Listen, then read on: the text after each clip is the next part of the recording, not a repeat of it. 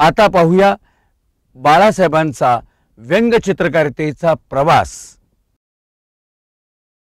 सुरुवात खरं सांगायचं म्हणजे आम्ही भिवंडीहून नुकतेच मुंबईला आलो होतो आणि मुंबईला आल्यानंतर काहीतरी मोठा मी कृष्णा निवासमध्ये उतरलो। असा शाळकरीच होतो आणि एक दिवशी टाइम्स ऑफ इंडियाचा अंक माझ्या समोर आला। त्यामध्ये असं व्यंगचित्र दिसलं, काहीतरी वेडवाकडं दिसलं। त्यावेळेला त्या पद्धतीने वेडवाकडं, आता बोलला तर मात्र मला ते खपत नाही, ती कला आहे आता।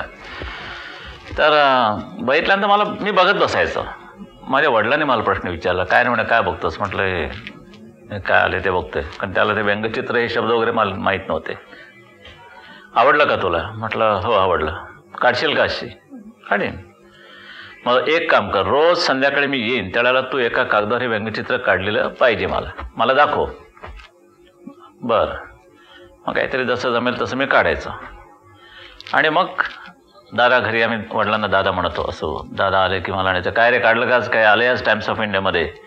मग मी दाखवायचो त्यांना की हे असं असं काढले। मग ते मला घेऊन बसायचे आणि मग सांगायचे की ही लाईन कशी आहे, तू कशी हे केलीस, हे तोंड कसं आहे, त्याच्यानंतर ही अमुक अमुक कशी गोष्ट आहे, हे अशा काही गोष्टी ते मग मला सांगायचे। मग त्यातून हळूहळू आवड आणखीन उत्पन्न होत गेली।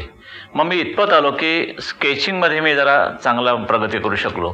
चांगली प्रगती झाल्यानंतर मग दादाने मला शाई आणि ब्रश आणून दिला बरं, आणि ते शाई आणि ब्रश आल्यानंतर मग त्या पद्धतीने मी सुरुवात केली इंकिंगला। मग स्वतंत्रपणानं मी व्यंगचित्र काढू लागलो। फ्री प्रेसमध्ये मी 45 साली असंच मोगर रांगणेकर वगैरे आले होते संपादक म्हणून, आणि मी चित्रकलेला तिथे सुरुवात केली। 47 साली मात्र मी फ्री प्रेस जर्नलमध्ये स्टाफ कार्टुनिस्ट म्हणजे अक्षरशः त्यांच्या नोकरी करण्याकरताच म्हणून मी तिथे रुजू झालो।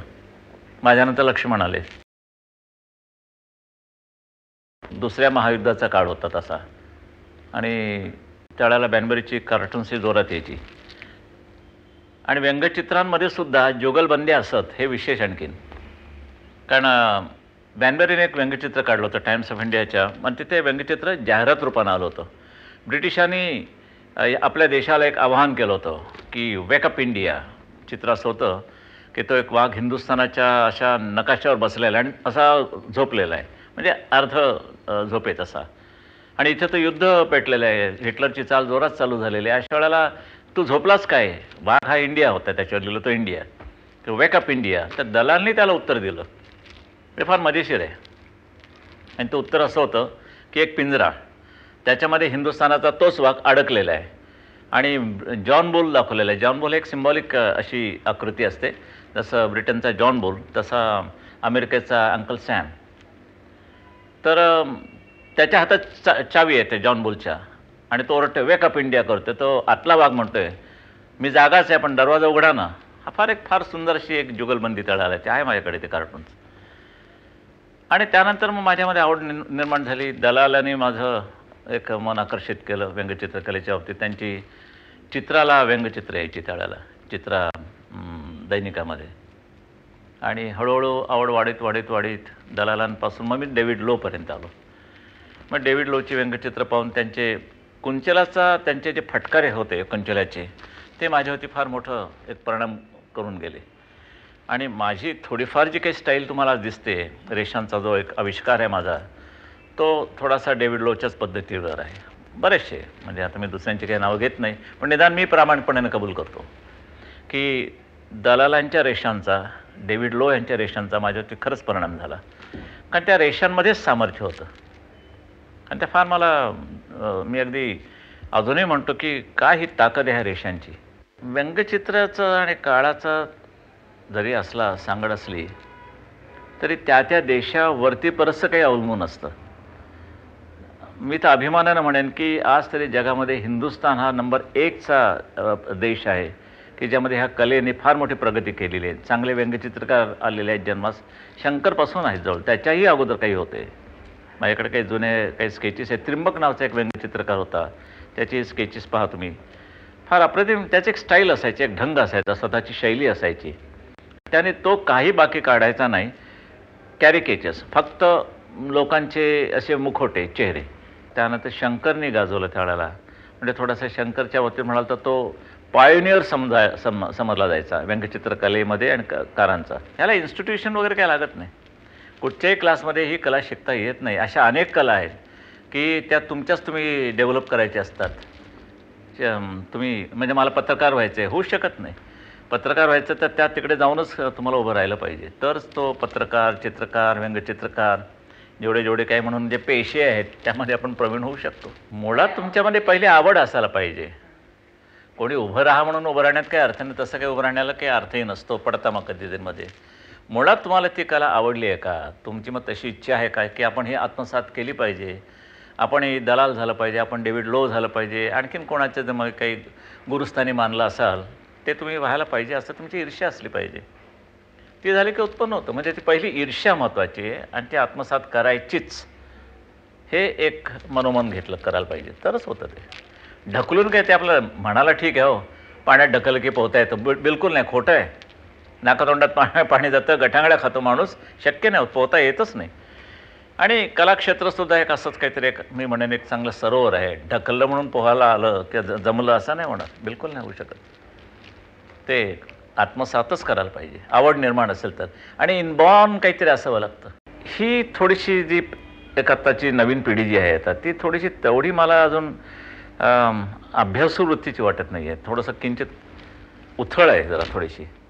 म्हणजे व्यंगचित्रकला म्हणून जो एक प्रकार आहे तो अजून जेवढ्या समरसतेने त्याने अभ्यासाला पाहिजे, किंवा जी एक तपश्चर्या लागते ह्या बाबतीत, तपश्चर्याच हा शब्द बरोबर आहे त्याला. चित्रीकरण नुसतं चांगलं असून चालत नाही. जर कल्पना नसेल तर, केवळ कल्पना नुसतीच चांगली असून चालत नाही, ज्याला चित्रीकरण कुठे कमकुवत पडलं तर. दोन्ही गोष्टींचा मिलाप झाला तरच चांगलं एक जबरदस्त असं व्यंगचित्र उभं राहतं. मुळात काय असतं की एक तुमचा कुंचला हा एक फार जबरदस्त एक प्रकार असला पाहिजे. जे तुम्ही स्ट्रोक्स माराल, ज्या रेषा माराल, त्यामध्ये एक आत्मविश्वास आणि सामर्थ्य असलं पाहिजे. एक व्यंगचित्रकलेला नुसतं चित्र चांगलं काढून उपयोग होत नाही. तर त्या चांगल्या ड्राफ्ट्समनशिप जे आपण म्हणतो की जे एकंदर आविष्कार जो असतो, चित्र रेखाटन असतं, ते चित्र रेखाटन इतकं नुसतं केवळ सुंदर होऊन चालत नाही किंवा इफेक्टिव्ह होऊन चालत नाही, तर तेवढीच कल्पना तुमची तेवढी जबरदस्त असली पाहिजे. आणि त्याकरता राजकारणाचा अभ्यास हा तुमचा प्रामुख्यानं जबरदस्त असायला पाहिजे. आणि त्याकरता वृत्तपत्रांचं वाचन फार महत्त्वाचं आहे. काही चेहरे असे असतात की ते तुम्हाला एकदम स्फूर्तिदायक ठरतात, आणि काही चेहरे असे असतात की काय नाही जमत. म्हणजे आता रावांचा चेहरा चांगला आहे, नरसिंहराव. इंदिरा गांधींचा चेहरा चांगला होता, राजीव गांधी होते. पण पंडित जवाहरलाल नेहरूंच्या बाबतीत मात्र थोडी पंचायत याची व्यंगचित्रकारांची. कारण तो माणूस असा एक मोठं काश्मीरी सौंदर्य होतं, ते नाकी डोळी नीटस बिटस, मोजमाप वगैरे व्यवस्थित अगदी. त्यामुळे आम्ही म्हणायचं की काय ह्या माणसामध्ये काय शोधायचं तरी काय, कारण काढलं तरी रिअलिस्टिक. आणि मग एक दिवशी मला वाटतं पंडित जवाहरलाल नेहरूंचा अमेरिकेचा दौरा होता, आणि अमेरिकेच्या दौऱ्यामध्ये अशी लांब लचक अशी ती कॉन्फरन्स भरली असताना न्याहाळता पंडित नेहरूंचं एकीकडे लक्ष गेले का कोपऱ्यात. एकदा झालं, दोनदा झालं, तो माणूस त्यांच्याकडे बघायचा, पुन्हा खाली बघायचा, पुन्हा बघायचा, खाली बघायचा. त्यांना संशय आला. तर म्हणाले, what's that man doing, they are looking at me and then looking down, who is he, what is he? He is a well known cartoonist of United States America actually. मग ते म्हणाले, मग काय त्याने केलं ते मला पाहायला मिळेल का? तर त्याला बोलवलं, तो आला आणि म्हणाले, काय तुम्ही कॅरिकेचर केलं आहे का? म्हणे केलं आहे. आणि त्याने पंडित नेहरूंना दाखवलं की you are actually. Pandit Nehru म्हणाले, म्हणे तुम्ही व्यंगचित्रकार म्हणे असं का करता? म्हणे दरवेळेला मी प्रत्येक वेळेला माझ्या व्यंगचित्रात पाहिलेलं आहे की तुम्ही बाकी सगळं नीट काढता, माझा खालचा ओट असा बाहेर का काढता? म्हणे आहे, आम्हाला काहीच मिळत नाही म्हणून आम्ही तुमच्या ओठावरती भागवतो. मग काही दिवसांनी पंडितजी टोपी वापरेनाचे झाले, आणि मग त्यांच्या टकलाचा जर आम्हाला खूप आधार मिळाला व्यंगचित्रकारांना, किंदान टक्कर आणि मग ते केस वगैरे. ठीक आहे सगळं बरं. मग डेव्हिड लोनी त्यांच्या चेहऱ्यामध्ये आणखीन एक गंमत टाकली, म्हणजे डोळ्याखाली थोडंसं तो काळपटपणा आणायचा, किंचित काळपटपणा, आणि तो पंडित नेहरूंच्या इथे असायचा थोडा. या अशा एक काही गोष्टी चेहऱ्यांमधल्या शोधून काढाव्या लागतात, काही समोर आपणहून येतात, काही शोधाव्या लागतात, आणि थोड्या किंचित एक्झॅगरेट कराव्या लागतात.